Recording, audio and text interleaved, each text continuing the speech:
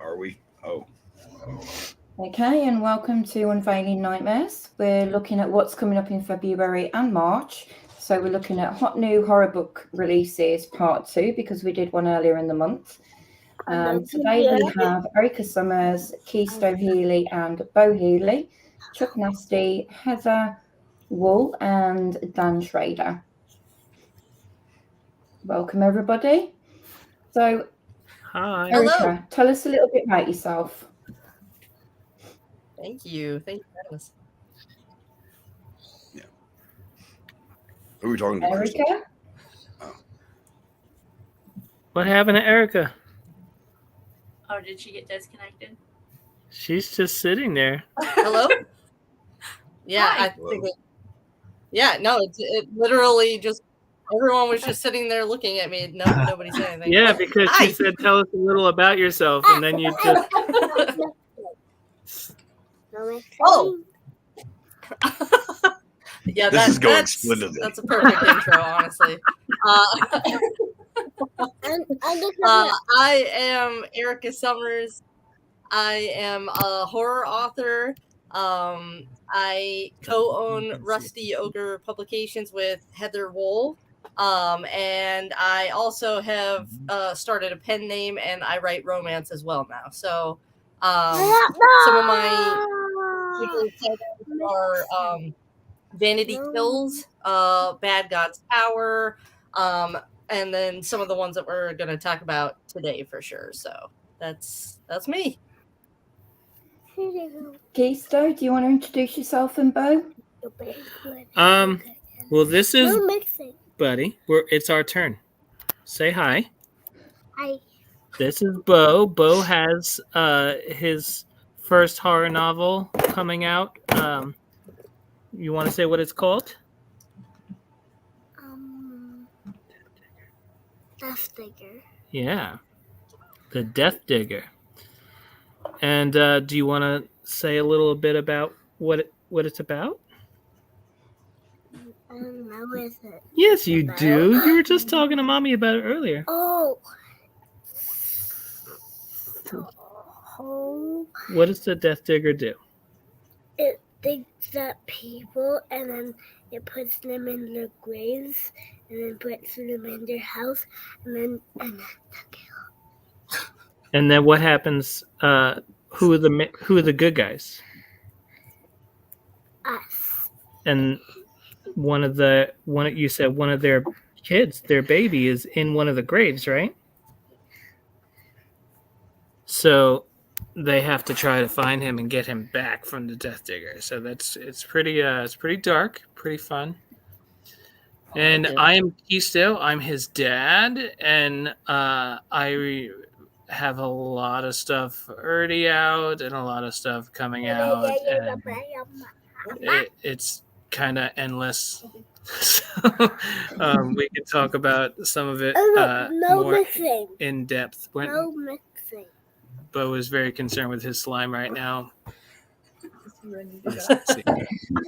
Okay. Dan? Okay. Bo, do you want to take this piece with you as well? Me? Goodbye to everybody. Dan Shrader. I'm a horror author. I got one book collection that came out last month, Those Who Live in Darkness Volume 1, and have some other stuff coming out with Unveiling Nightmares. Just kind of new in the game. Of course. And Heather? I'm obviously Heather, and I do not live where there are cherry blossoms, but it'd be kind of nice. But I am a dark fantasy writer. I also write horror, and I also write romance. So I'm a jack of all trades, and I really enjoy writing horror because the community is awesome. I do not encounter necessarily that same sort of thing in any other genre. So I'm honored to be here, and we are going to be unveiling one of our new releases coming up on the stream. So, yeah. Oh, yeah. And Chuck? Hi, I'm Chuck. Mr. Nasty. I'm a horror writer. I have 3 books out of my own. Thirsty House of Flesh, and the new one, Going to Hell, Fresh Kills Volume 1. What a mouthful. I don't know why I did that to myself. Whatever. I'm also a drummer and vocalist for the band Bastard Sons with Judas Goat. And I'm in Kentucky, which is cold and damp and miserable. And I haven't been awake long, so bear with me. That's me. Okay, so you've been speaking about this one. So do you want to tell us a little bit more about it, Chisto? Yeah, it's Bo's. Well, it's his first horror book. He wrote another book that what he did for his mom's birthday last year. It was called The Adventures of Mommy. But he's really into the spooky and scary stuff now, so he always comes up with these wild ideas, and then he makes me play them with him so he can I can really understand the gravity of it all. And then he said, "Can you write it, make it sound good for adults, for grown-ups?" He said, and then please add bad words because grown-ups use bad words. So that's what I did. I took the whole story is his. He came up with all the characters and even the twist and the gore, and I just made it sound better for grown-ups. So and added bad words, of course. Brilliant. But it is it's a really cool concept. It's about a supernatural creature, the Death Digger, who steals children and keeps them in a cemetery in a yard that it can't leave. And there is one couple, the Tales, and it's Lionel and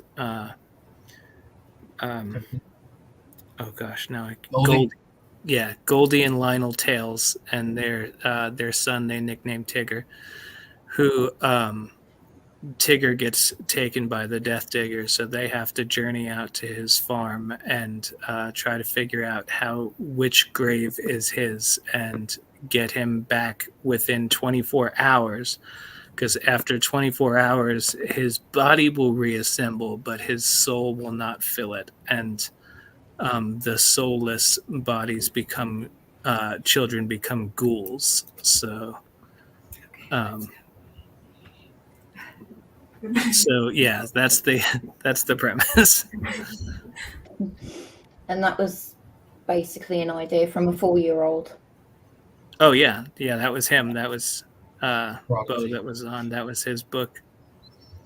So, and he has a lot more ideas. He's constantly coming up with them. He had one the other day about a robot teacher that has not been tested, who ends up actually like killing the bad children instead of by over disciplining them, and it's brutally violent. So his brain never stops. That's good though, to have an imagination so good at that age. Yeah, no, he's awesome. He's very much my child. I know how that goes. I like that cover a lot. Yeah.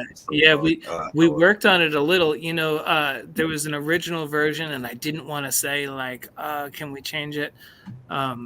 Because I felt bad. And then like Christy was like, no, tell me what, and then I told her and she came up with this, and I was like, oh my gosh, it's so perfect. And Bo loves it. So because he wanted it to be accurate, because in the original, like the Death Digger was up in the sky, and he's like, he doesn't fly, he floats.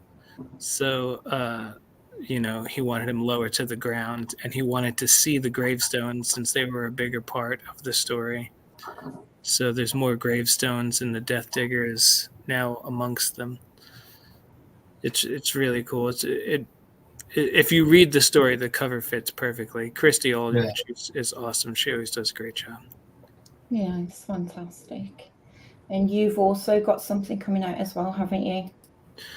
Yeah, I've got yeah, I've got a whole podcast coming up on it, so I don't want to take too much time. But it's a yes, Fall of the Vampires, Armageddon. It's a rework of my first self-published novel with Create Space back in 2014, and it means the world to me because it was like a 600 something page book, and then I was printing it out and sending it to agents and publishers, the hard way before all that. And then my hard drive crashed and I lost the entire thing, and I brought it to a million places and nobody could retrieve it. And I cried a lot. And then I was like, I can't let this book just die when it was in my soul for so long. So I started from page 1 and wrote the whole thing again. And then published it on Create Space, and then an agent told me, well, it's in present tense, it needs to be in past tense, you can't send stuff, publish stuff. And so I went back and I tried to correct an entire 600-page novel and change the tense on it, and missed a lot. So then there were some reviews about the editing. I had no idea what I was doing back then.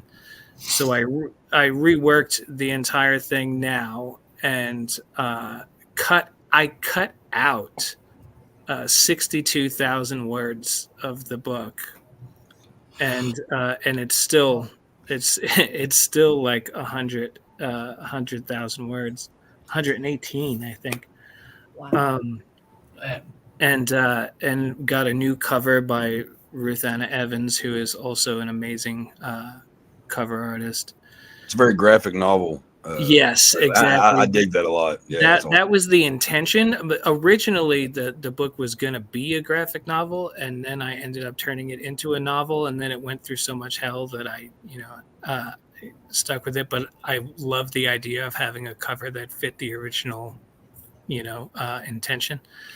So that was intentional. So for next month, on the 10-year anniversary from its original release, it's coming back out. So this book means everything to me. It means more to me than almost everything I've put out so far. So, and it's on pre-order right now for just 99 cents. So. 99. Yeah, I'll put all the links to the books that we're going to be showing in the description below, so people can actually go to the books themselves. Awesome, thank you. Yes, thank you. Okay, That's no problem. So who's next up? Right, so Erica. Okay, so do you want to do the one with you and Heather together? Yeah, sure, we can start with that one. Here we go. I think we've got 4. I've got 4, I think, to talk about tonight. Yes. So this is Heather and I, our first collaboration. Heather, feel free to jump in on any of this one too. I'll do it.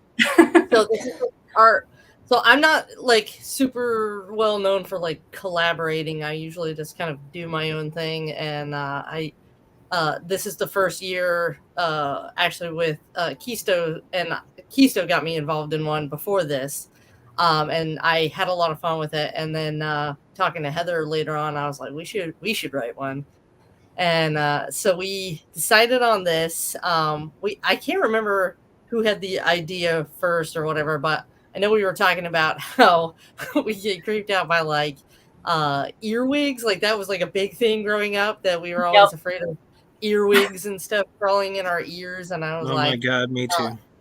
Right? I don't know why that and quicksand seem like they would be such a big deal as an adult. Their little and fork tail thing. Yeah, with the little pinchers. Yeah. So in your ears and shit. yeah. So I told Heather that I really wanted to, work on like a co-written horror with her. And so we were brainstorming some different ideas. And she showed me this disgusting worm that is real. It is a real worm. It is a thing of nightmares. It is worse than anything I could have come up with out of my own mind. And it actually exists and is somewhat common.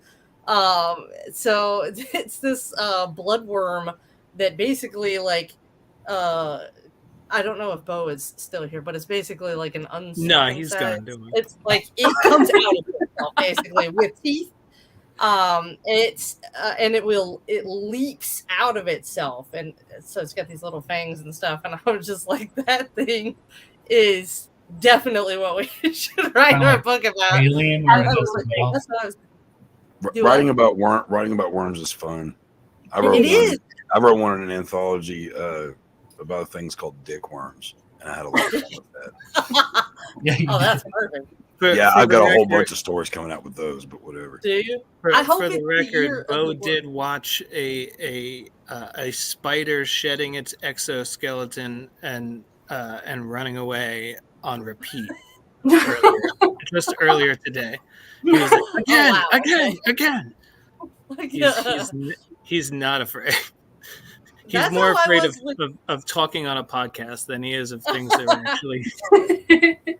That's how I felt when Heather sent me the video. I was like, this is horrific, and I can't stop replaying it. And I just watched it jump out of itself, and I was like, what the F is that thing?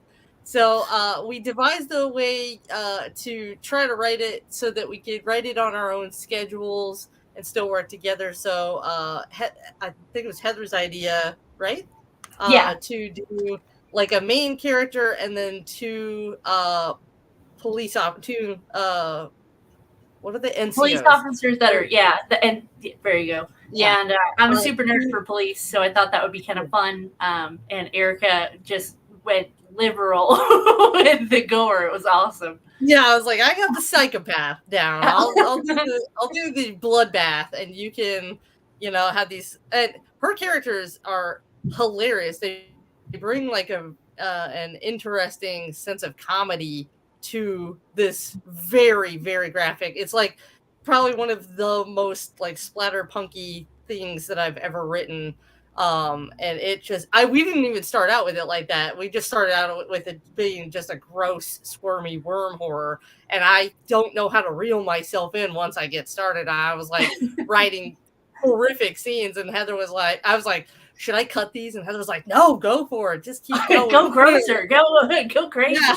So she was encouraging me, and it turned out to be absolutely disgusting. This book is absolutely just so if you have any sort of fear about worms or things going in your ear or things, eating your brain, like it just, this one's, it's great. It's horrific. It takes place in New York City at New Year's, technically next New Year's. We were trying to release it in time for this New Year's, but our schedules got crazy. So we set it to where it happens at next New Year in New York City. So this one, it comes out on the 27th in ebook, paperback, and audiobook. And the paperback is freaking gorgeous. I love how it looks. So and Erica that one was. So. No, I didn't actually design this one. This one is Steve Thompson. That's right. Steve Thompson did this one, and Eric Ashmore did one of our other ones that came out this month. So, but I do a lot of our other covers. So. Yes, I really dig this cover. This one. Thank you. We actually changed some of the book to the cover. Like we were looking for a cover for it, and this one came up, and I was like, "What do you think of this one?" And Heather was like, "Oh my god, I love it!" So we actually changed the character to look like. Kind of looks like Jim Caviezel. It's subtle, and it's almost like Norman Rockwell. Kind of does look like that. Yeah. It's like it's got a mood to it. It's got like a vibe to it, which I love that. And it the paperback version looks the colors of it just pop. It looks so. And I don't know if you can see this, but the back of the book is worms, the worms that are in the book. So it is. Oh, that's cool. It's disgusting to even look at the back of the back of the book. So Very nice. it's a novella, but it's close to being like a short novel. Like it's hot. It's thick novella. This is kind of what happens when a super nerd and somebody that lives and breathes horror since we were teeny tiny kind of come up with, because I love brain science in general, neurology. And we were just going through, okay, if there was a worm that was tunneling through your brain, how would a person react? It was so fun to get to do that together. So I loved writing this one. This was fun. It's like some family bonding. We did a ton of research on the brain.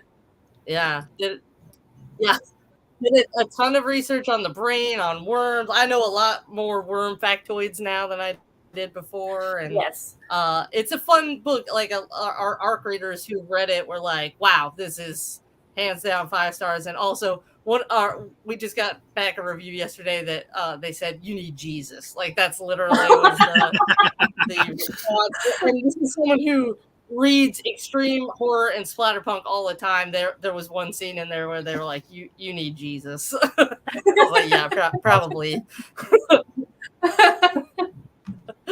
Okay. Do you want to explain this one? Oh, yes. So that one just came out this last week. This is a co-written anthology. It's the second in the series, but you don't need to have read the first one to get it because it's an anthology. It's 6 short stories, 2 by Stephen Cooper, 2 by me, and 2 by Otis Bateman. And we are all, fairly well known in the indie horror circles, already through the last year and stuff like that. And we all wanted to make something that was absolutely disgusting. If for anyone who's read the first one, it is designed to trigger you in any way that it can. There is rape, there is disgusting bodily fluids, everything that is offensive in the world. Yeah, kidney stone. Yes. Stuart Bray's story about kidney stones makes me want to hurl. I had to deal with those recently. That's all I kept thinking about. I had them a long time ago, and when I was reading it, I kept thinking of that, and I was like, "Oh God!" Chuck, I told you my true story about kidney stones. Yeah, that's right. I commented on your post. Yeah, it's this one. We wanted to try to up the ante, so we started out where we were going to do 1 story a piece, and then I think it was Otis's idea. He was like, let's do 2, and I was like, you know what, let's do 2. I actually have some ideas that I've had in mind that I could do for a second one. So my stories in this, the first one is called The Gory Hole, and it is about a very nasty glory hole in Central Florida that it goes very south and gets very, very brutal. I wouldn't recommend it for anyone who has penile triggers because it will trigger you.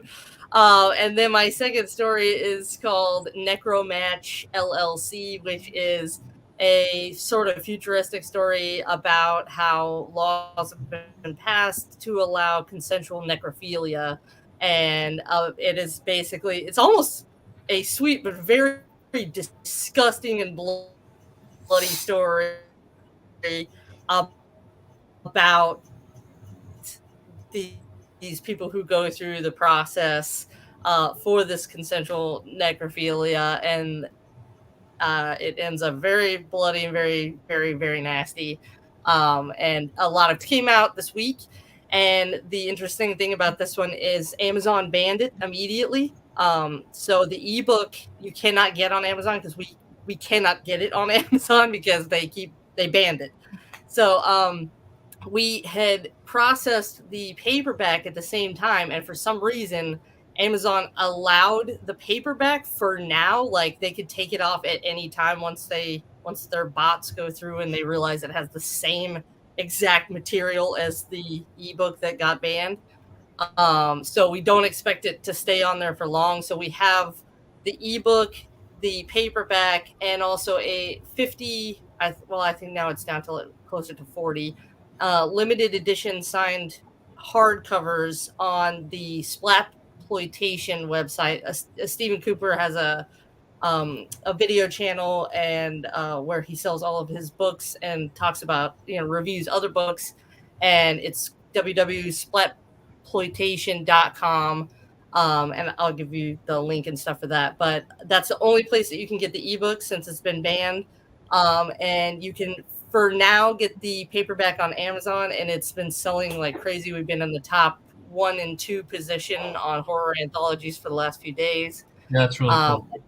It's disgusting. Like, it is not for the faint of heart at all. It is very, very, very raunchy. We literally tried to piss people off with it. Like, it's literally designed to make you absolutely nauseous. I think Stephen's first story in the book is perfect to start the book with, because if you can make it past his, you can pretty much make it through the book, because I was reading it and I was like, oh God, I gotta put this down for a minute. I can't even with this right now. It's just that disgusting. So it's great. Give it a shot if splatterpunk or extreme, like extreme is your thing. I can't recommend it highly enough. It will offend you at some point. Crystal, we should actually, since I just went and Erica just went, talk about Price Slashers. Yes, which is the book that is coming out in March, that has me and Erica both in it. Yeah, both of us. But before we get to that, I would like to say, just proof that Erica and I are like-minded people. I have a book that I wrote called Insects that I just got a cover for that I'm working on releasing. I have to do another draft first, but and then I'm also in the process of working on a book about a sexual sadist that is full of penile triggers and meant to piss people off. So and I just re-released an abridged version of my first book as well this month. I know yours comes out next month, but it's the exact same thing that you just did with Armageddon, where we went back through and revamped it. Like we were doing these things at the same time without exactly at the same time. It's just exactly. Which is why I feel like you are the perfect person to get to work on Price Slashers with me. And I loved it. The Price Slashers was a dream of mine since forever, since I read a book that Triage. It had Layman and Lee and Lee, Ketchum. yeah, exactly, and Ketchum, and they took one premise and they all wrote stories about it, with some key details were the same, but then they wrote 3 completely different stories. And that was actually the first thing I read from Edward Lee, so I ended up becoming an Edward Lee fan from that, because his story was my favorite in the book. And I was like, I really want to do that. I really want to get like 2 other authors and then do that and see what we come out with. And that's what this was about. We took one premise and I got 2 like-minded authors, one of which being Erica, and we just said, this blonde woman comes running out of a grocery store covered in blood, let's roll with it. And Erica came up with the name Price Slashers as the grocery store, because Price Slashers, and I was like, that is hilariously corny and I love it, let's go with it. It has like that total awesome B-movie feel. It does. Another good cover. Like, it's got that 80s nostalgia. I love it. And yes, it does. I can hear the keyboard. And it's also one of the amazing things about the cover too, is it looks, it's got the 80s feel. It looks like a grocery store with the lights out after hours, but it's also like in the bisexual colors, which is really cool because I that love was a that they big did that. yeah, that was a big part of what we wanted to do with this book was add bisexual visibility. So each story has bisexuality in it somewhere. And all three of us authors are bisexual too, so like Yeah. openly bisexual. So I think that I when he showed me that cover and you guys said that, I was like, oh my god, I love that. Yeah, it was super Color cool. scheme. So This is so fun. yeah, though. it's pretty great because it worked out exactly as I dreamed it would. All three stories are completely different. Yeah. Like they couldn't be more different. At all. It's actually And that like was my almost, worry when we first started this. I kept saying, I'm so worried I'm going to write something that's too similar. And you guys kept being like, no, don't worry about that. Don't worry. I was like, I got to get weirder with it. I got to get weirder because I can't have, it's going to mortify me if I end up with a story because we're not allowed to talk about what our story is about. We only know Melissa runs out of a Price Slasher's grocery store covered in blood. And that's all we know, and also what the uniforms look like. Yeah, so we designed the uniforms and like I think some stuff about the store and the logo and things like that. Because we wanted it to be like a chain. We chose 3 different cities, I believe, right, or states. Yeah, correct. And so we wanted it to be like a chain grocery store, and this is just happening in 3 different places. So it was a lot of fun. I can't be happier with how it turned out. I love how all 3 stories are just so wildly different, and so it feels like the one book that's got something for everyone. Like exactly. That's one of the things I've loved so far seeing the reviews is that there are people who are like, oh, the first story was my favorite. I like the second story best. For me, the third one was the best one, Yeah.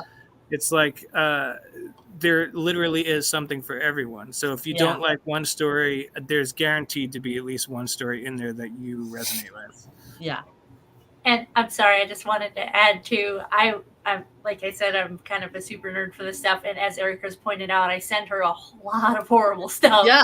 And she actually inspired mine. So I sent her a random video, and I don't want to reveal it unless you guys want to, but I sent her a video and she goes, oh my God, I'm writing it about that. Yeah, I was trying to decide. So I was thinking of a few different ideas for my story, and I was pitching that. I always talk to Heather because she's my sounding board. She's like, in House MD when he's throwing the ball at the wall. Heather's my ball at the wall. Like I can just talk to her all day and talk at her or pitch ideas with her, and like it's always such a creative, like free flowing. Neither one of us treat each other like we're stupid, so that unless we're being playful, but not in a creative sense. So like I'm pitching her all these ideas, and I keep telling her I'm so worried that it's going to be so much like what someone else writes. So she sends me we send each other like true crime stuff all the time. But she sent me one of the most horrific stories. It just haunted me like for like 3 days after I saw it. I was just like, this has got to be. I didn't even know this existed. This condition, and gonna star me. Erica's gonna love this. Yeah. And apparently, it's like more common. So I went down a rabbit hole of reading women's testimonials for having this condition, and I was gathering all kinds of information. So I did like a lot of research for that one to make it so that it wasn't just being disrespectful to people who actually have that condition, but to be like, what would it be like to be someone with this thing, and what would it be like to be in her head and going through this? And it's so brutal. It's one of the darkest things I've ever written in my entire life. And I think that's one of the cool things about it, though, is even though it's like it's so brutal that even people who love brutal stuff are gonna be like, "Oh God!" Yeah, we're gonna. But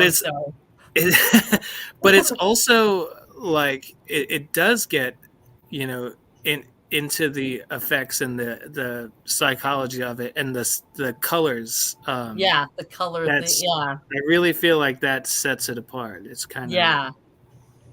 And it's deeper than just a slasher. Yeah. exactly. It's got some like actual meat on its bones, and like so it makes, I really was so afraid after reading all three of these. Like once we got them done and we sent them to each other, I was like, I did wrong. I did so wrong with this. I thought I don't know, I just misunderstood and thought it was supposed to be like, I don't think you misunderstood. I think you did it perfectly. You're the only one that keeps saying that. I felt so bad because we were already like starting to have a tough time with publishers and stuff. They were just like, would you do it without Erica? Like, I know that I can publish this, and you guys really stood up for me. And yeah, was, like, because I was like, that. this is what I dreamed, and it worked. And we're not sacrificing. I really appreciated that. That meant a lot to me that you guys like went up to bat for me like that, and I think it's gonna pay off. Oh, for sure. People on good. Mick's not here, but his story was something completely different than either of ours, and his was like had this like weird, surreal, fever dream kind of horror to it. Yeah, it's like cosmic and bizarro, and Fever Dream is the perfect way to describe his. So I mean, you've got the extreme brutality, the fever dream, and then mine was kind of just like I don't even know how to. Heather, you like police, you'll probably like it. It's I think you'll love Chistos. Yeah. Yeah, I think honestly that will be your favorite story out of the entire book. It's just right up your alley. It's so creative. It's very police procedural, but with comedy and creativity and gore, and like some of the kills in it, I was just like, wow. Like I feel like you're more creative than me, and I feel like I'm a pretty creative person. I definitely wouldn't want to have that competition. So. I know. Two psychopaths. Okay, so we'll give Erica a bit of a break because she's got another book to talk about. So we'll pick on someone else. Chuck. Yes. I read this book. Yeah, it's all right. No, I want volume 2. Yeah, it's started. I've just got to figure out exactly where it's going. I have an idea, but I don't usually know until I'm actually sitting at the laptop and staring at the page. This is something that I wrote a few years ago. Originally, I was going to have just one big giant ass book with a shit ton of stories in it that the reader would basically pick up on. They all connect. And then I thought, well, wouldn't it be kind of fun to just have, like, when Stephen King put out The Green Mile, originally it was the the little novellas every 9 of them or something. Yeah. Like I'm so glad that I got those when I did, because those are kind of hard to find now. But I always liked that whole idea of, like, I don't know, like a serial. Yeah, just like nothing crazy. Like, all right, 3 stories. I feel like this is more unique and original than a serial novel, though, because thanks. It actually is like separate short stories, but it tells like a novel through short stories. Oh, wow. It's not like a novel's broken up into parts. Yeah, it's short stories that all connect to tell one bigger picture. Big picture. Yeah, it's super cool. I appreciate that, man. No, I wanted to do something like this a long time ago, before I even wrote any of this or whatever. And I wasn't sure about how to go about it.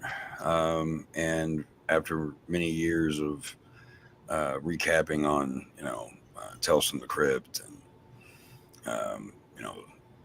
the old Hitchhiker show and stuff like that. Yeah. That was an influence on it. Because the character that is throughout every story is the Man in Black. who, in my head, I saw Lance Hendrickson.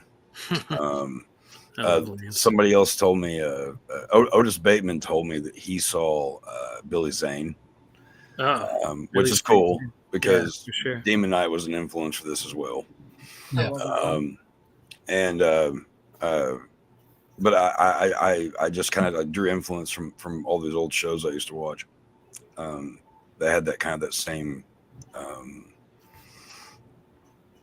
mode, vibe, whatever you want to call it.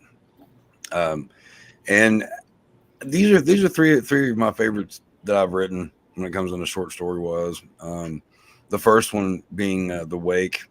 I've been told by many of my friends that it's one of their favorite stories that I've written. I'm really proud of it.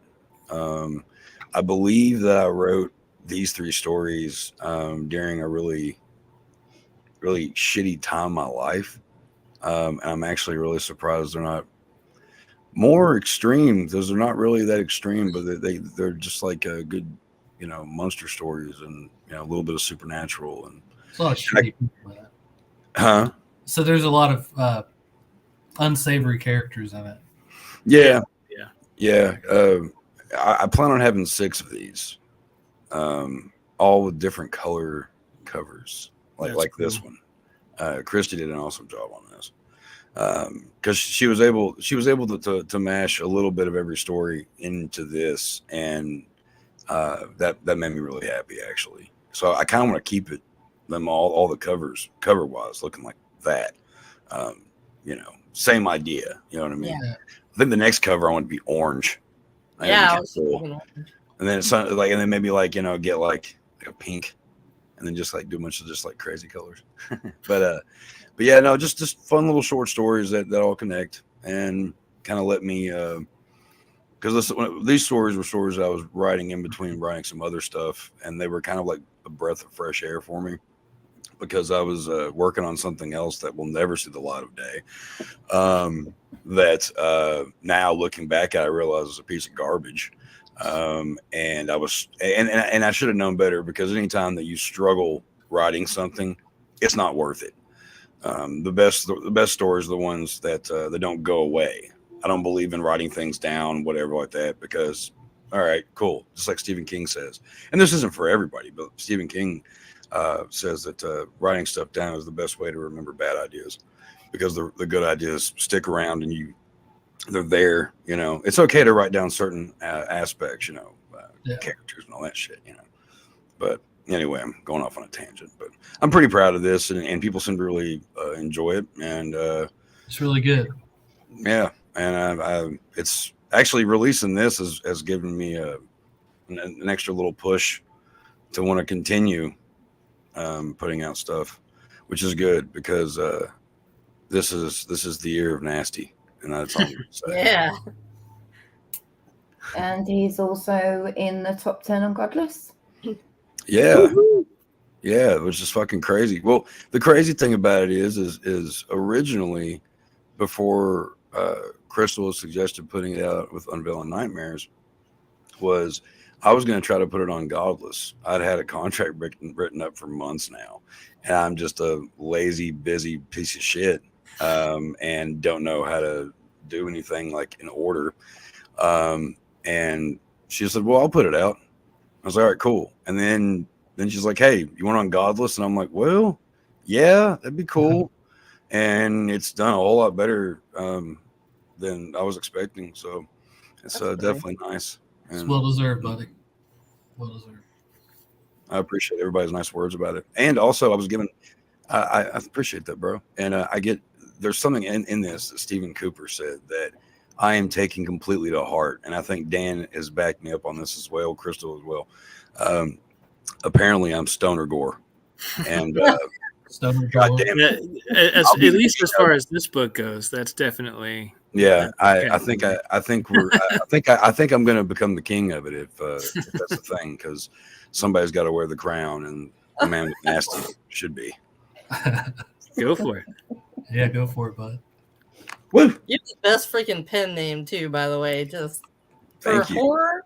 Oh my god! Every time I see it, today's the first day I've ever met you, but I've seen your books around for well over a year now, and every time it pops up, I'm like, why didn't I think of that?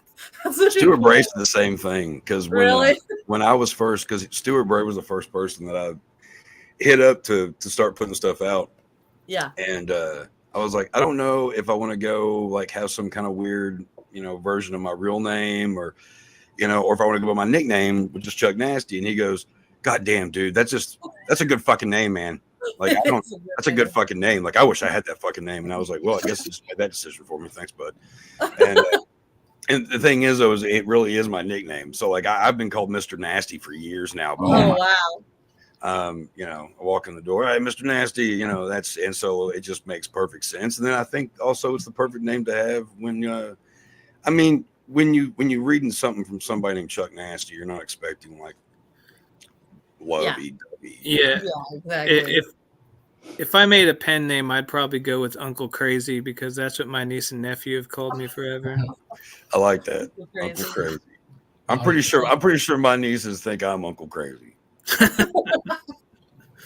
So, Chuck, you want to explain your story in this little anthology that's come out? Yeah. See, I'm trying. Which story was that? I've been doing a lot of anthology. So what about the couple? The guy, he meets the couple. Dawn and what's the name of the story? I'm not kidding. That's all I've been doing. Sadomasochist. The sadomasochism one. Yeah. So this one is probably going to end. I just now finished this one the other day. I was kind of struggling with it because I think there's a bigger story there that will be written. And I didn't think about it before, but the people that have read it said that it's very comparison to like a weird vampire story. But it's about a couple that this guy meets that they have the ability to hurt themselves and hurt each other, and basically they can cut their arms off and they grow back eventually and everything's normal. And halfway right, like I'm probably more than halfway right in the story, I was like, I don't have the time to start over. I want to do more with this. What am I doing here? And I was hitting up Crystal and Dan and our little group that we have for support. And I was like, I don't know. I feel like this could be more, So it's pretty much just going to be an intro to that. I don't know if it's going to be an intro to that couple for other things, or just the idea. Yeah, like there's more of them out there. Yeah, well, because the thing is, it's one of those that like after I was really like, sitting there just like I don't want to stop. It's been 3 hours now. Like I could keep going. Like I could write a lot more to it, and yeah, I feel like it was a good introduction. And it's one of those it's right here. Yeah. It's not leaving. I keep thinking about it. I'm like, I've got so much to do. I can't start it yet. You can have it like where there's a retreat once a year where them and other couples like them get together. I've got some funky ideas in my head of some things, and I'm trying not to repeat myself. I'm with you though. I can't remember what my story is for this one. I remember for splatology, but I don't remember what my story was for this one. Overcoming anxiety for this one. Oh yeah. I'm glad I'm not the only one with that problem. It's a good problem. It's a good problem. It's the same as you. I've been doing a lot of anthologies. So I've got I think 7 coming out. So and I've been writing for a podcast. I've sent 5 stories to YouTube podcast shows. So just killing it, man. That's but I definitely I put stuff out and move on to the next thing, and then by the time I get 12 stories down, people are like, "Do you remember this?" And I'm like, "I don't even know." Right. Dan, you've got a story in this one as well, haven't you? Yeah, Seeking Companion. It's a different take on what I usually write. It just kind of happened, and I, like Chuck said, you just get something in your head and it sticks with you. And I wanted to start off with something that just goes with newspaper articles and interviews and that'll be like the scene breaks to tell a bigger story in a short amount of time. So basically, it's about a guy who he gets into auto cannibalism and how he becomes a serial killer, and we start from the beginning of his notoriety, and then we look back into his childhood, and then kind of the tipping point, and then where he finally meets someone that's very similar in a way, but probably far worse because every dog has their day, and it's different. I remember mine now. It was a guy who's trying to physically remove his intrusive thoughts. Yeah. So,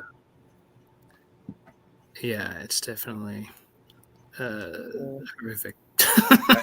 I got a comment on what Dan said, talking about like the whole idea about writing something, trying to fit it all into a short story. I've come to learn that I really like writing short stories.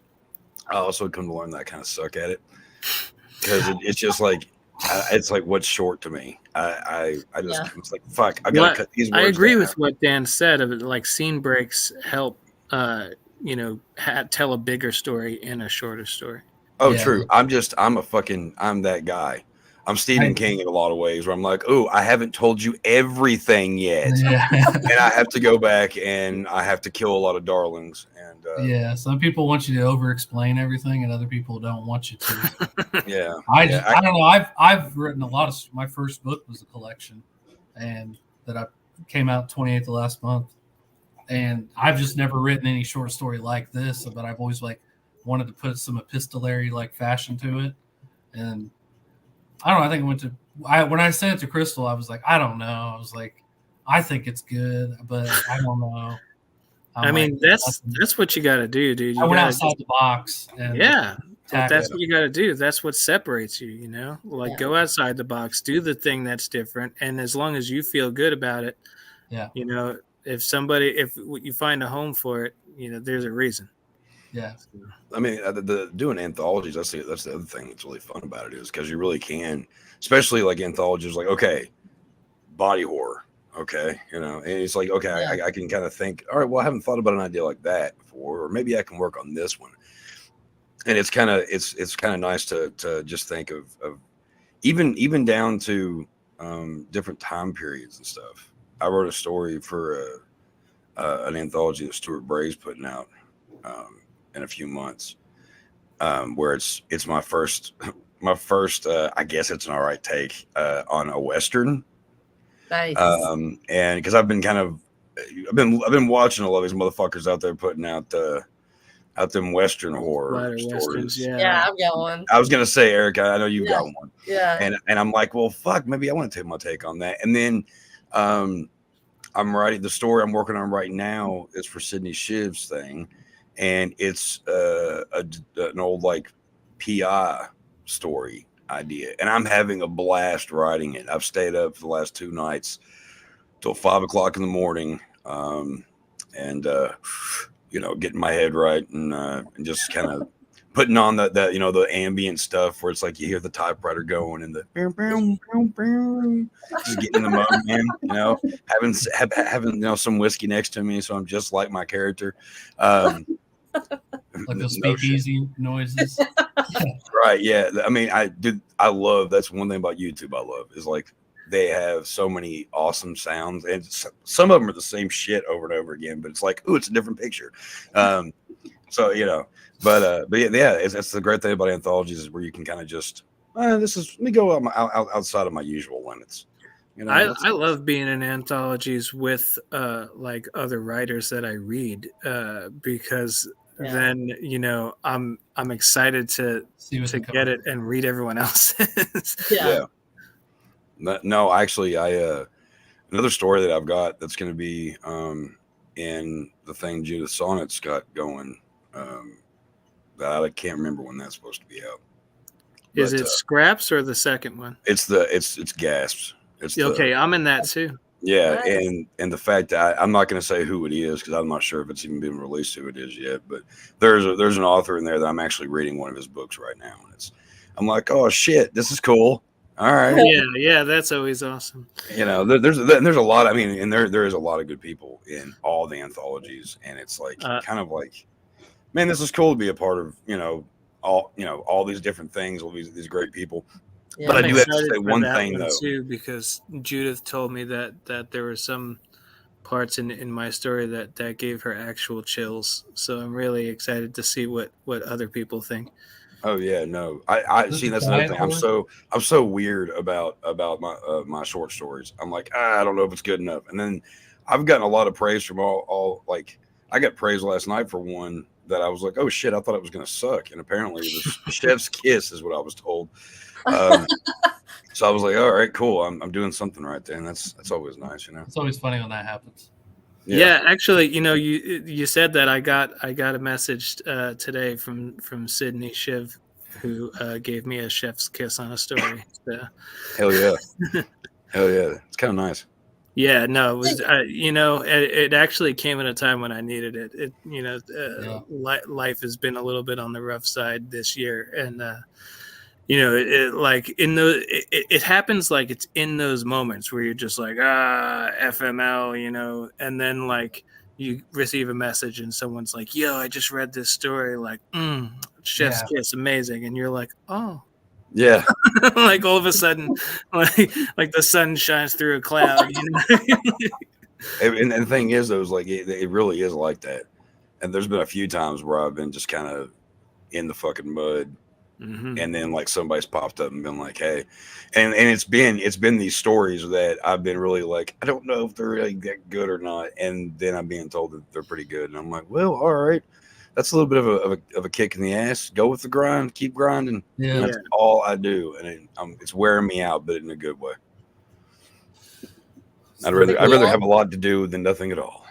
I think we all start out with like a certain level of like that imposter syndrome that feels like we're encased in a giant block of ice.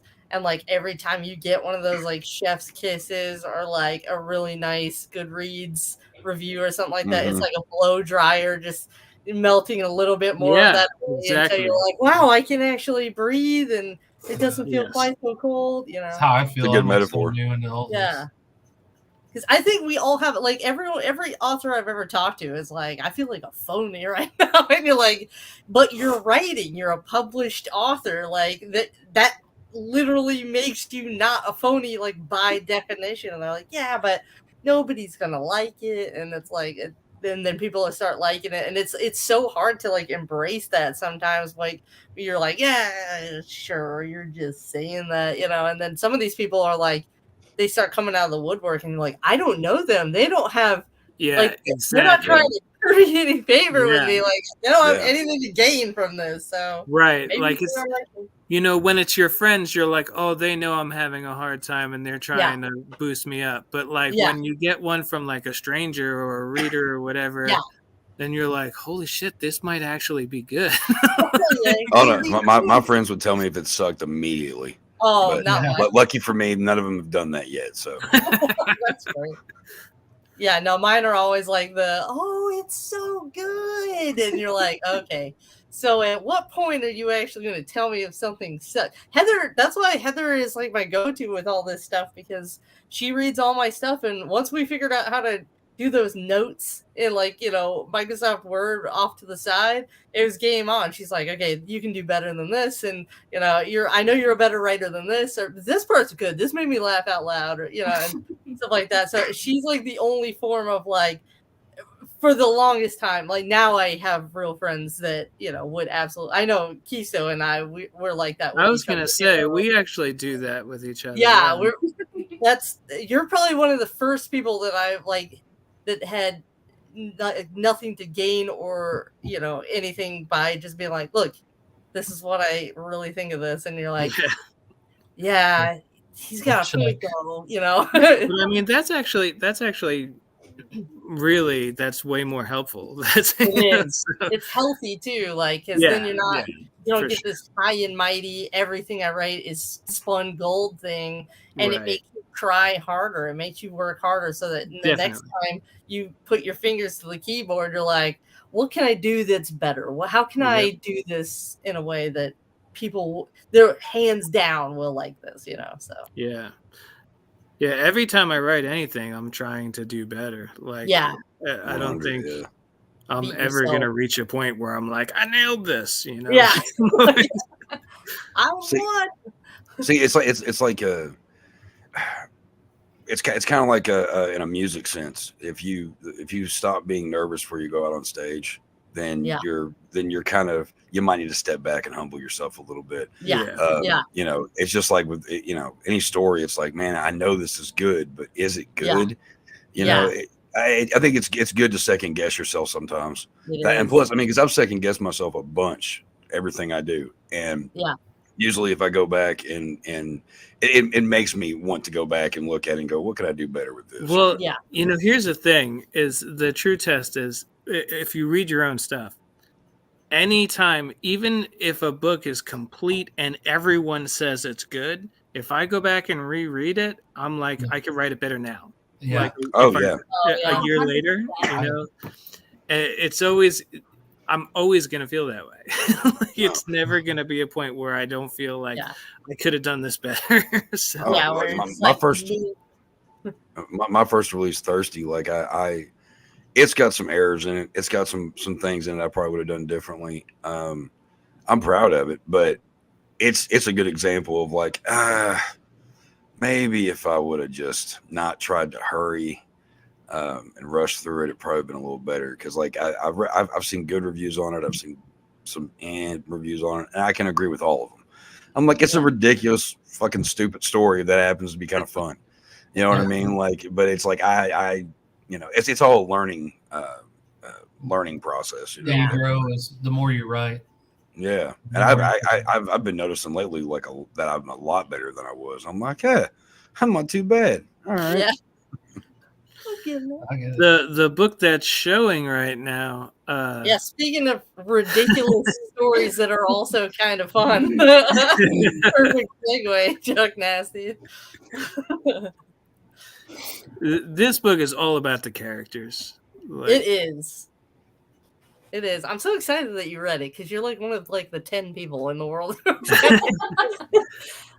You and Heather. So that's like, wow, that's like 20% of my readers. Actually, I do. I need to go actually, like, you know, put my review out into the world. I can't wait to see that. I'm actually so proud of this. So this it was my absolute first novel, like absolute first like horror publication of any kind.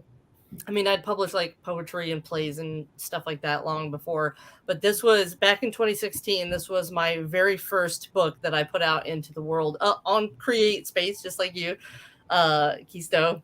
Yeah. And it was like self-edited and everything, and like I had so much fun with it. And the way it came about, so I'm a filmmaker, like at heart, and I've made 6 features.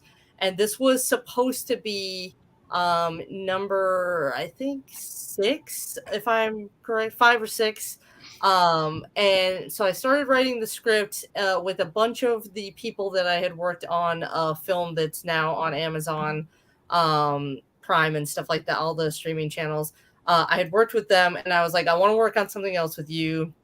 And sometimes when I work on a movie with people, I'm like, I would like to see you play this kind of person that's the exact opposite of who you are in real life and stuff.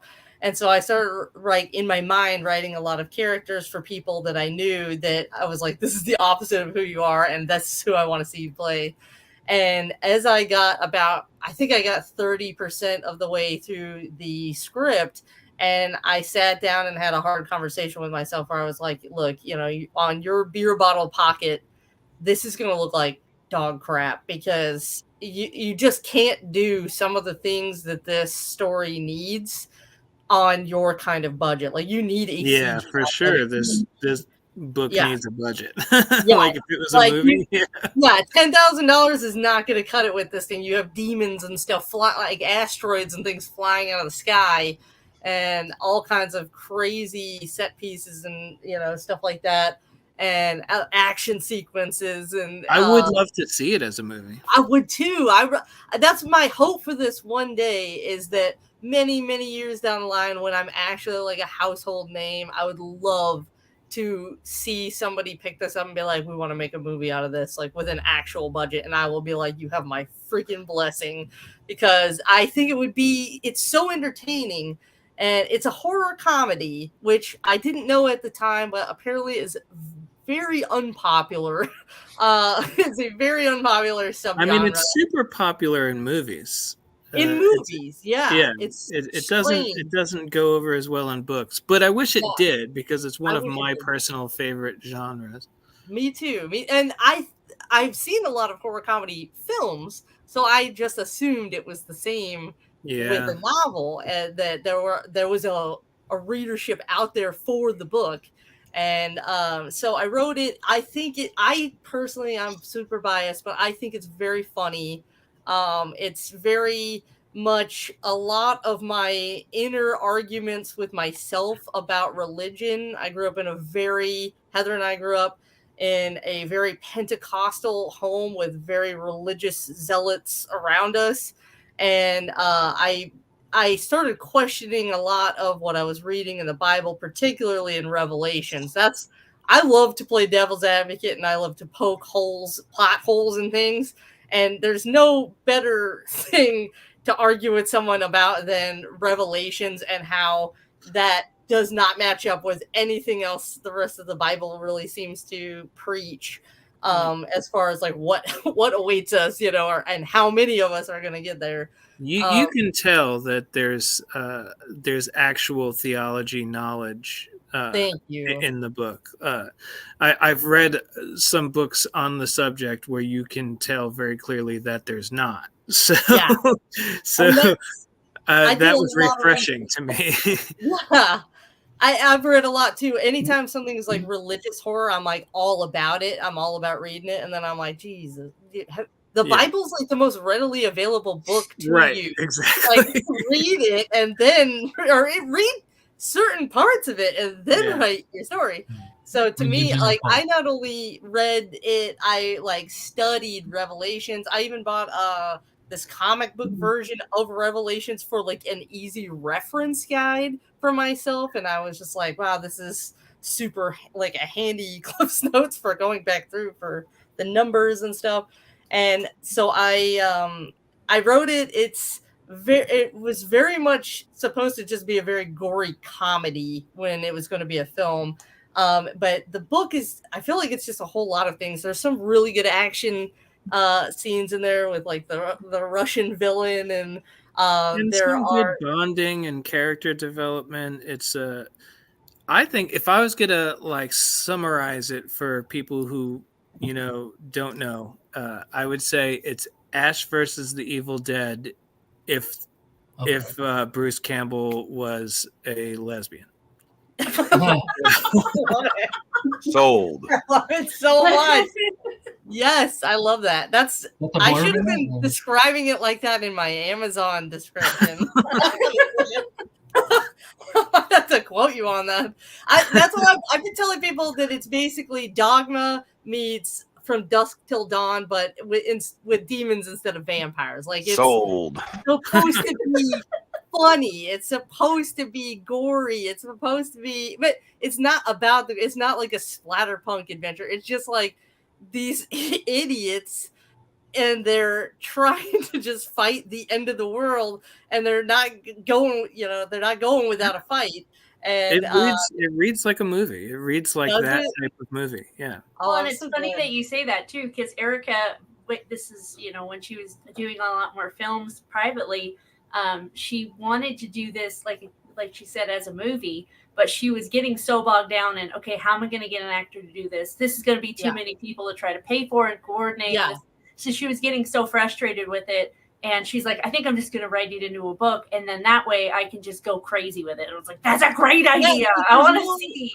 There's no budget limitation when you write a book. You can just write everything that's in your mind. Yeah. You don't have to constantly be like, how can I afford 10 demon costumes? Like, I can't do that. Like, especially the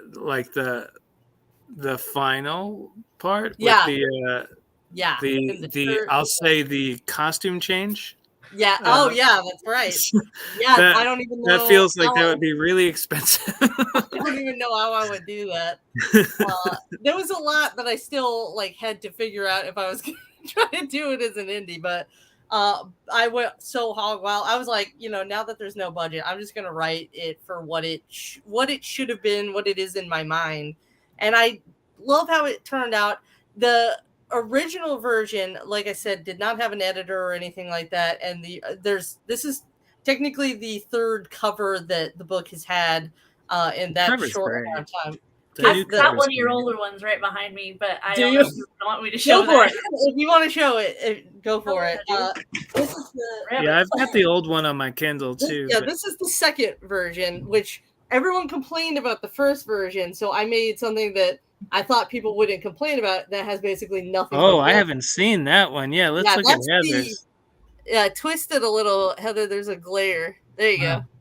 So that's kind of a great cover too, actually. You've got all the got everybody. Yeah, it's got all the characters, but everybody kept telling me that they refused to order it because, and it was always like this whisper thing. It was like, I would love to support you, but I just hate that cover so much. Wow, like, really? Wow. And I wasn't one person. It was like 10 people that were like, wow, no, I hate it. And I was like, wow, I worked like 96 hours making that from scratch I bought like a drawing pad, like a digital drawing pad.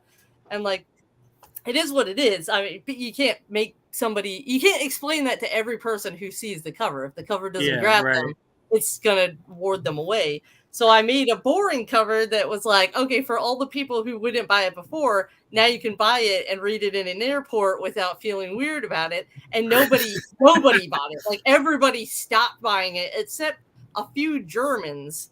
It was very popular in Germany for like a month, which was very strange to me. And I never could figure that one out. And then, so when Heather and I started Rusty Ogre Publishing, we decided, everything we put out, we want to have it feel quality. We want people to know us for having like polished works. And here Mantis is with like no editor, just sitting here with like overwritten and stuff. And the 10 people who read it were like, this is freaking hilarious. Why is nobody talking? I think Ash Ericmore was one of the first people who he came to me and was like, why is nobody going crazy over this book online? It's hilarious. And I was like, I don't understand it. So Heather and I decided we wanted to re-release, like take it off, re-edit it. I cut over 30,000 words out of it. This plot is all still the exact same, but it's just all that overwritten nonsense where it's like you're explaining for 20 minutes how someone lights up a cigarette and it doesn't further the plot. So now it's like faster and snappier and it gets to the point. And then we had it edited. The pacing and the flow is perfect. Thank you. I love it. I love how it turned out. I love it so much. I loved it before, but I love it so much more now. And then, Ash did the new cover for it, and the back is a little spicy as well. We've got, can't do this very well. We've got sweet. Yeah. But yeah, it is great again because it has the characters, and especially like after you read it, when you can look at the cover and be like, "Oh, that's so-so. Oh, that's so-so." Yeah. I know who that is. Yeah, and you recognize all the little Easter egg type things in there. It's a lot of fun, and it's been doing a little bit better this go around, this re-release. But this was it came out the day after my birthday. This was sort of my like birthday present to myself too, to like get it a new cover that people have been really responding to. We had ARC readers read it and blurb it, and we had a lot of people have been really responding very positively to it this time around, and we've also gotten like some organic sales and stuff just with the new cover. So. And rereading it too, I was talking to her and I was like, okay, these characters, there's a romance in this. And she was like, I think we should start trying to write romance, but I don't know if I can do it. And I was like, I think the romance in this book is freaking amazing. And you've got to do it. It is so good. And she's like, really? I was like, yeah. Oh my God. Yes. You would totally be. I mean, it's very like what you would expect out of the, rom-com horror romance. Right. Rom-com horror romance with a touch of action. It's just a lot of things. Like, the book is just such an adventure, and it really is like an adventure. They go all the way through the American South, and they go to all, different states and cities, and you're going along with them, and you get endeared to these characters and stuff. And like, that's what I was saying. It's all about the characters. It's really like, it's one of those books where you almost don't even care like what is happening, because you just want to follow the characters. Exactly. I feel like of all the books I've ever written, that'd be the easiest one to write a sequel to, because the characters basically write themselves, and like I would absolutely have a blast figuring out where they're going next. Funny you mentioned about Germany though, because the original version of Armageddon, Fall of the Vampires, did nothing here and went to number 2 in Japan. So I was like, oh, well, at least the Japanese love me. But awesome. I almost think that's nicer to me. Like, it's almost like it was. I was super cool. I saved the photo of it, and I still look at it sometimes to make myself feel better. I love it. Woohoo! That's a awesome. cool cover. Soulless, Lonesome. That'll be out the 29th. Yep. Weekday. I love this book. Thank you. We were talking about blurbs and like making your day.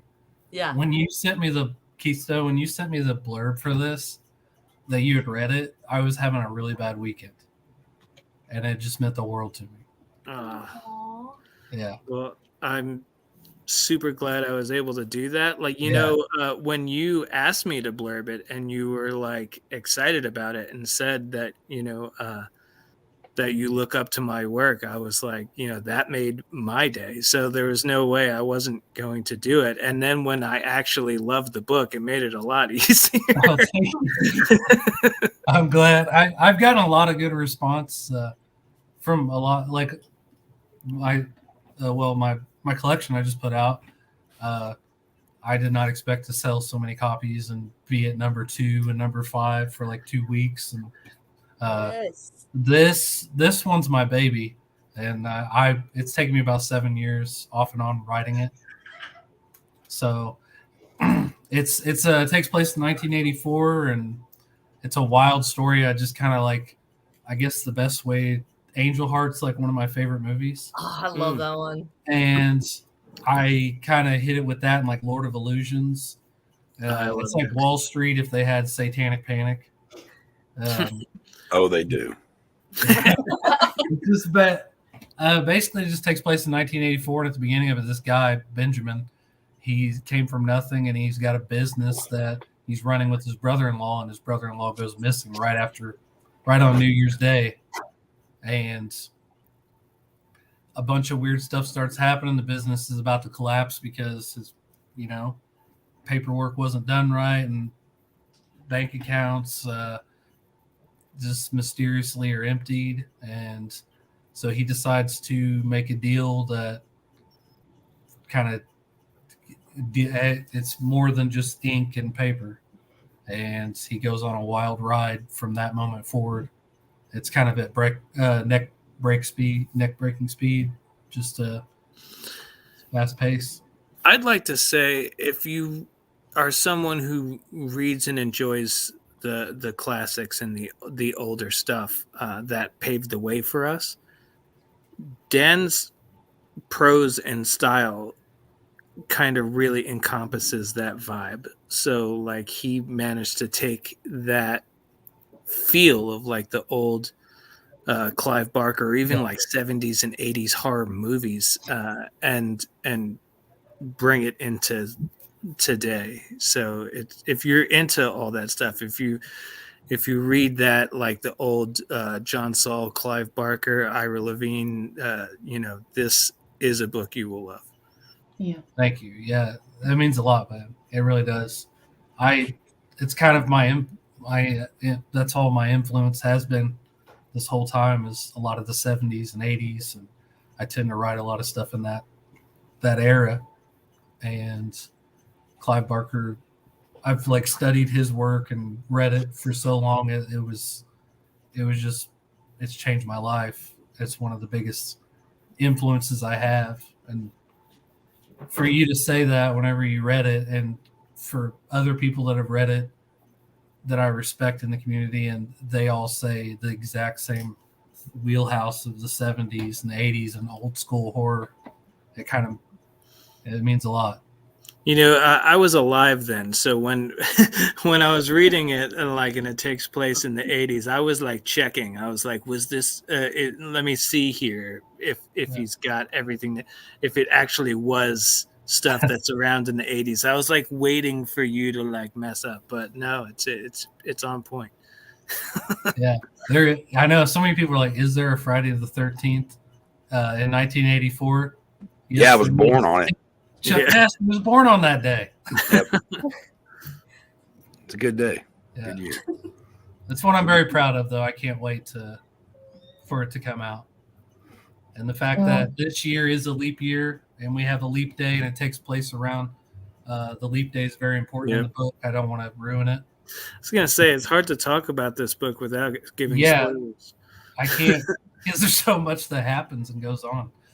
See, I've yet to be able to get a chance to read this one yet, but reading your other book, Devil's Right, it's kind of funny that Chisto mentioned John Saul, because I kind of thought that too when I was reading that. So, do you read much? Have you ever read much John Saul? No. I got a shit ton of books for $7 a couple of years ago, man. He's got tons. I have all of them. He's nice. Like one of the biggest influences I've ever had. He's got the great. That means a lot coming from you guys. Thank you. Yeah, when I write, and people will say to me in interviews and stuff like, well, how did you write it? And I said, well, I used the John Saul formula. Like, to me, that's what from reading his books, I noticed that he has a specific formula, and it always freaking works. So I try to I tried to learn from that. So I can always pick out like John Saul flavor and things for sure. Thank you. Okay, well, I kept Dan for last because he wanted to do something today. Do you still want to do it? Sure. Do what now? Oh, cool. I love that cover. Yeah, man. That's another one by Christie. That's cool. That's fucking wicked. This one's a novelette or novelette. Yeah. Yeah. This one it will be out March 18th. Surprise. It's just kind of something that I've had lingering around for a while, and it was kind of already together, and talked to Crystal, and she got into it. Chuck read it months ago, like last year, didn't you? Yes. Yeah, so he has a blurb in there, and it's just been sitting around for a while, and just kind of threw it together, and we're just going to put it out there. And yeah, I didn't even know about this one. Now I'm excited. It's a fun story. Yeah, if you would like, I could send you the art. I can send everybody stuff. It's quick read, but it takes place. Towers Valley is like my universe. Towers Valley takes place in Soulless, Lonesome, and my collection that came out, Those Who Live in Darkness, is Towers Valley stuff. You can pick up anywhere, read any book at any time. It's not going to throw you off. But so are you are like you're creating your own universe, and like all your stuff is taking place in the same universe? Towers Valley, yeah. That's awesome. Yeah, it's thank you. I actually have a novella I'm about to finish and send off to Candace, and it's gonna tie into. There's gonna be a lot of breadcrumbs from the collection and this story in it. But I'm just kind of building it as I go. I haven't really put any restraints on it, so that way I could keep it going. This one takes place basically a little boy he sees his family get murdered when he's a kid, and all he can remember is a man coming out of a tree that he calls the tree man. And that's what he tells the cops. So he gets put in a psychiatric treatment facility until he's 22. So we pick up where it's his discharge date. He's been reunited with his long lost sister for the last couple of years, and he's going to go live with her. And he's been basically told, there's no such thing as the tree man. And people think that some kind of cult had to do with it because there was a lot of witchy happenings of how they died. So basically we take Brian, goes in head on and tries to adjust to the new world because he's so used to the strict confines of a PRTF. It's a wild little story. And I had Stuart Bray read it, and Stuart Bray gave me a lot of positive feedback. Chuck Nasty gave me a lot of positive feedback on this. It's a good one. I highly recommend it when it comes out. Yeah, I'm excited. It's I didn't even know. It's because it definitely has going back to the classic feel. Dan, you definitely have the classic style. Like, it puts me in that mind of it. Good shit. Yeah, I just it's nice to see that vibe can still exist in 2024. I know. I'm an old soul. That's what I feel like. I mean, I was born in '89, so I've always loved '80s and '70s stuff. It's just people are talking about stuff that's coming out this year, and I'm like, man, I just found this movie from the '70s. It's blown away. That's how I am too. Mm-hmm. Yeah, Tubi's great for that. Oh, it's so good. I know. Yeah. I was cleaning my kid's room earlier, and I spent more time trying to find out what I was going to put on TV in his room while I was watching. well, Yeah. He's got so much shit. We I didn't know there went was a through horror that film just that really- yesterday, searching Tubi for something classic. Yeah. You What'd got you to be say? careful. I didn't know there was a horror film that William Shatner was the bad guy in. Which one was that? I think it's Impulse. It's from the '70s, and he plays like this. real Oh nasty yeah, guy. I forgot. Yeah. Yeah, I never saw I that. love one. finding those gems. I thought you were gonna say Halloween. I was like, that was just his face. Yeah, He's been in a lot of horror movies. it's funny though that I didn't know you ever played the bad guy. He should have played. He should have played more bad guys. He was like, "I will kill you."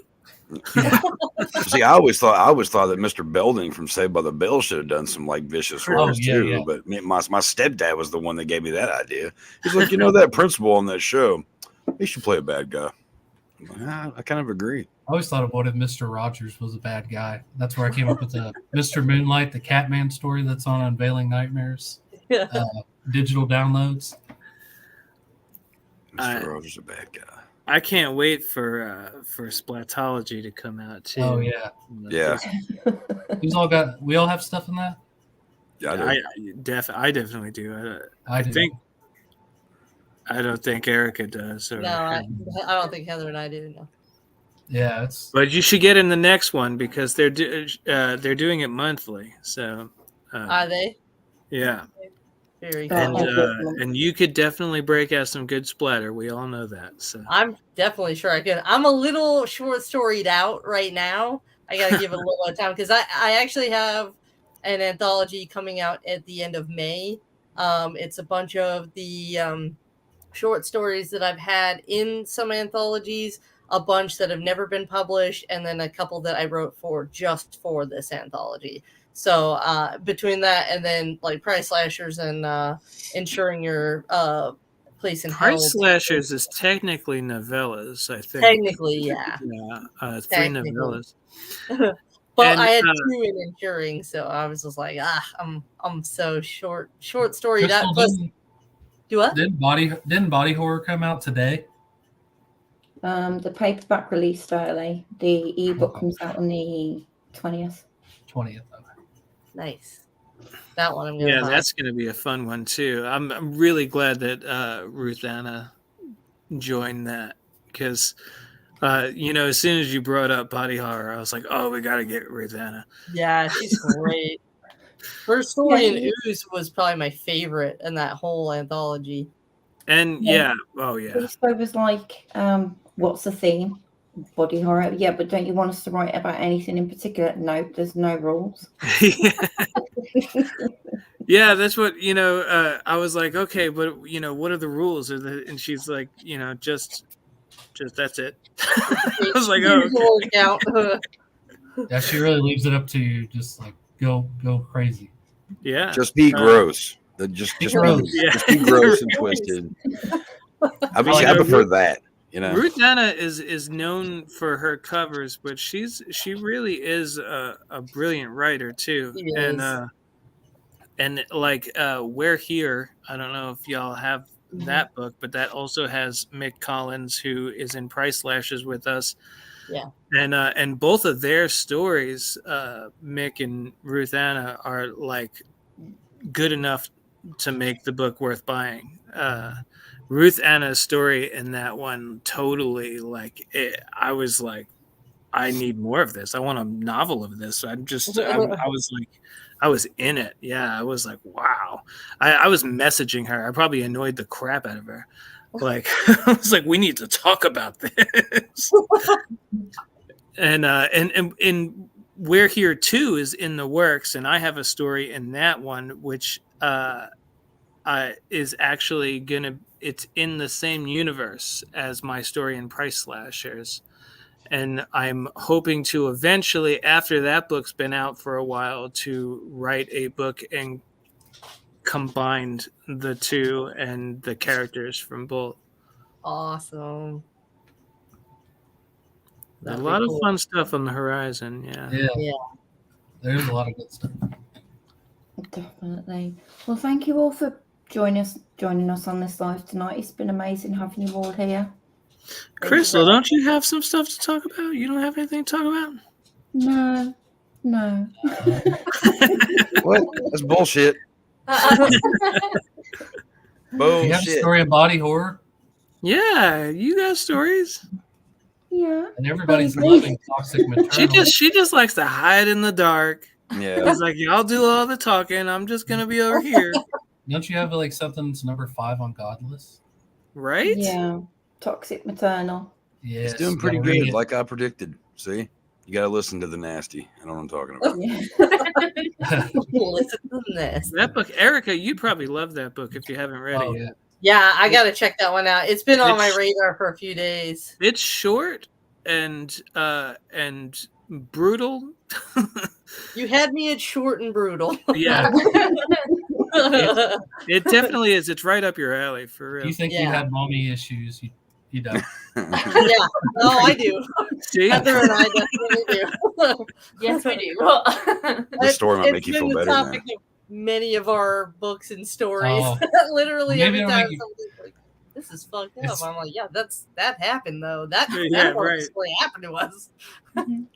Heather's got another one, short story called Hollow Point Threat that's coming out in the near future. We don't have an exact date for it yet, but it's just a short standalone story. And it's about, it's based on our mommy issues. Mommy dearest.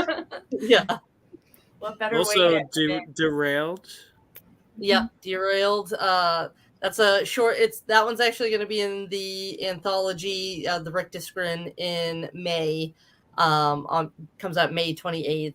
But yeah, that one it's definitely messed up. It's surprising too, because like that's one of the ones I get the most like reviews on, and everybody, all the reviews are like, this mother is messed up. It's like, actually, that one is one of the closest things to being actual real life. You think it's fiction, do you? I got a horrific twist for you. For real. Yeah, there's always my mommy issues just leak into everything. I mean, I'm writing a romance right now under my pen name, and my mommy issues are all over that one too. So. It's becoming my brand. I'm right there with you. But I'll definitely check out Toxic Maternal, because like that's obviously one of my favorite. That and body horror are some of my favorite. as a cancer survivor and also a mother survivor. Those are my two topics of choice when I'm trying to read something to freak me the hell out. So Thank you. It's funny because Crystal is always so quiet and so timid, and that book is like just Kicks you in it the goes nuts. there, you Yeah. know? And you're like, this came from like the quiet sweet girl, like Yeah, right. When I first Yeah. read it, I was like, yeah, the shit? What is it? yeah, exactly. It's fucked up. Yeah, when Crystal was writing it, and she like would like send stuff over, and I to read it, and I was reading it, and I was like, this is really good. Like, this could be something. People are gonna love this. And then like I think she did some changes on it and stuff or whatever. And then like now, like I told you, it's a special kind of story, and it kind of hits all the right places for the extreme audience. So you be proud of yourself. Yeah, for real. Thank you. Forced to be And right. since Crystal doesn't really talk about anything, we're actually writing a book together. nice. And it's super cool because she had this idea to make this theme that other authors can write on and create a series in the same universe with like surviving characters from each book go on to the next author's books. And she brought it up to me, and I have my own, like my Green Rain universe where I take readers' suggestions and turn them into books. And I had a couple that fit perfectly with what she wanted to do. And I was like, oh, well, let me take something from my Green Rain and we'll put it in your thing, and we'll write it together. And so we have a bunch of carny werewolves coming soon. So Sold. yeah, it's gonna be good. The Dark Chronicles. And then hopefully, maybe everyone on this podcast can partake in writing future books in that series, in that universe. So That's cool. That's a cool concept. Oh, yeah, no, I'll tell you like more about it later because I don't want to give much away because we're still in the very preliminary stage. We need more werewolves. We need more werewolves. So. And werewolves is my absolute favorite cryptid and favorite monster. I like carny stories. I like carnies. Yeah. There you go. See, look at that. We'll combine them for sure. Walk down any carnival and look at the people that work them, and you're just like, yeah. My kid's mom used to be a carny back when she was younger. You know, she was also a meth head back then too. I didn't know her then. That was years. But I also met a werewolf once too, but I can't talk. my partner's family had carnies too, so yeah, she has connection to that stuff too. It's amazing how many how it actually connects to people's real lives. I like the mob. Yeah, right. Oh, well, yeah, man. We're not going to talk about that. Yeah. I'd have to kill you. I'm an Italian from New York. We're not going to talk about that. He says no, it means no. Anyway, so horror. Yeah. But yeah, so me and Crystal are working on something really cool, and that'll be coming in the future. Look forward to it. Crystal is she's great. She's a great writer. She's running a great publisher, and she's doing all kinds of amazing things for the indie horror community, and needs to give herself more spotlight and credit. So boom, I'm with him on that. Pushing her to agreed. Here. Thank you. We love you, Chris. There you go. Okay, so on that embarrassing note. Oh no, that wasn't embarrassing. That's a touching note. Yeah. See, people want to see what people want to say to the horror community, that we're all a bunch of fucking vile morons and we're all fucking mean and we're right, disgusting. Look at the love here today. God damn it. Some of the people I've met in the horror industry are like the nicest people I've ever met. For real. So weird. Like, or some For of the real. most well-adjusted. Like, they'll write horrible stuff, and then but they're like, you want to go get a beer with them. Like, I would trust anything with them. Like, it's so weird. Yeah. It's true. It's very true. I was actually just talking about that with somebody outside of the community earlier today. I was like, no, wait, you don't understand. Like, you're talking about all these people from normal life and how horrible they are and terrible and mean and like backstabbing and everything. And I was like, and like these people who are writing splatterpunk are super nice and supportive. Yeah. It's not our fault that we're creative and you're not. Right. We just need to get all our angst out on paper. Exactly. Get it all out, yeah. Piss off. It's not real. It's all fiction. Get your head out of your asses. Right? Can't smell good up there. Well, I mean, maybe it does. Yeah. But you know what? You know, I've had my whatever. We won't go there. It's the end of the podcast. I'm just not gonna. Crystal's like, please let me go. Heather, thanks for joining us. This is my first event I've gotten to actually speak with you. I've heard so much about you, so it's nice to put a face to I'm saying that was great. It was nice to meet you all, and nice to see you all again, and all that fun stuff. Yeah. I'm looking at you all as if you can tell who I'm talking. I feel sad that McCluskey wasn't here. I know. I was hoping we'd get to see Dave. He cracks Hear my about shit his up. crack. He's always fun. Yeah. Especially when he sends you back a voice message in the middle of his night while he's been drinking and he's barely able to understand. It's funny. Yeah, he was super hungover today. Man, so. I love when he calls me chicken. He always calls me chicken. I always think it's the cutest nickname. You He's got such a a chicken? He did. Is He anyone did have going to be at a lot of AuthorCon? I wish. Are any of you guys going to be at AuthorCon in April? I wish. I'm going in October. October. Okay. Heather and I will be at that one. So we'll see you there. Everybody needs to come to the one in Tennessee in September. Heather and I will be at that one actually too. What's The in- TBR Con. Is that TBR Con? Yeah. Yeah, TBR Con. I'm so excited for these. I'm thinking about. I gotta look. Come on, Dan. I'm trying to squeeze a Do couple it, Dan. Do it. Do it. We're all Do nice. it. We're trying Come on, all the That's cool what we kids do. are doing it. It can't hurt you. No, I'm just kidding. You know you want to. Your dad said you want to. You can leave your friends behind. Every podcast, I have to get that in somewhere. I don't know why.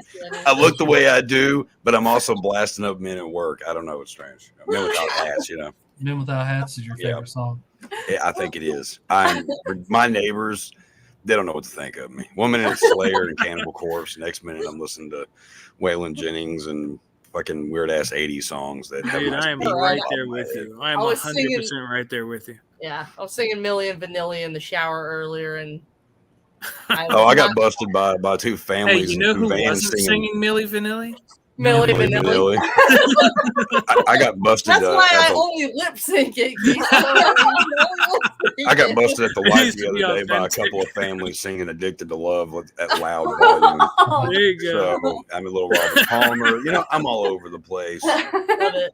Love How it. pissed do you think Milli Vanilli is now that shit's in the norm? Well, one of them isn't thinking nothing. Yeah, right. Exactly. Oh yeah. Or maybe he is. Who Him and knows that what fucking happens Crisscross in are the having talks, I don't but know. no Maybe one he's else. thinking about it permanently. I don't know. Oh, Yeah, as too soon as soon. TikTok came out and all those kids started just lip syncing and getting tons of likes and stuff for it, I could just see Like Vanilli we invented this over shit. there, What are you like, talking Yeah, they were ahead of their time of being like shitheads. God, we should have waited to be douchebags years later. You got hooked on drugs and you're dead now. Fuck. Whatever. Yeah, I'll go from like you listening to Machine Head, and I don't mean the Bush song, though I do love Bush as well. I meant the band Machine Head, to being a Swiftie. So Hey, I like Lady Gaga. Some of her old stuff. I've got it all. I've got it all. If you get to a certain age where you're like, yeah, I don't care. I'll Yeah. listen to this. It's You got a problem with it? when you're younger, you're just like, yeah, that's one thing and that's it. And It's got to be everyone fast. does It has it, to be doesn't know. angry. Yeah. And then like you get older and you're like, actually, there's stuff to appreciate. Actually, in pretty melody much sounds every like a genre good of idea. music. I really like how these violins are. I in love the song. Prince. Exactly, yeah. That's real. Yeah. But there Especially are if you are a days where musician. but there's still a lot more of those days where it's just saying. I don't listen to that kind of music usually. So usually all my like eviscerations and decapitations happen to like Nickelback songs and stuff. Oh. I feel like there's a weird. I mean, if kind I was of, gonna like- kill somebody, if I was, What's on Joey's head? Nothing. Joey said this fucking is how Exactly. you remind me of what I really am.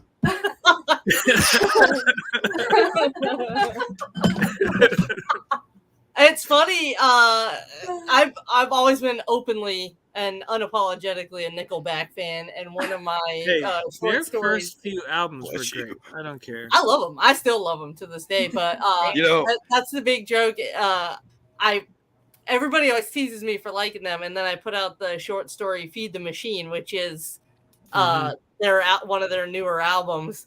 And a couple of people are like on the reviews, they're like, I really like this, despite the fact that it shares the same album name as a Nickelback album. Well, lucky for Nickelback, a lot more shittier bands have come along, so they're not the Right. most Yeah. hated ones. It's true. They got Sleep Token out there making everybody like think they did good. I don't.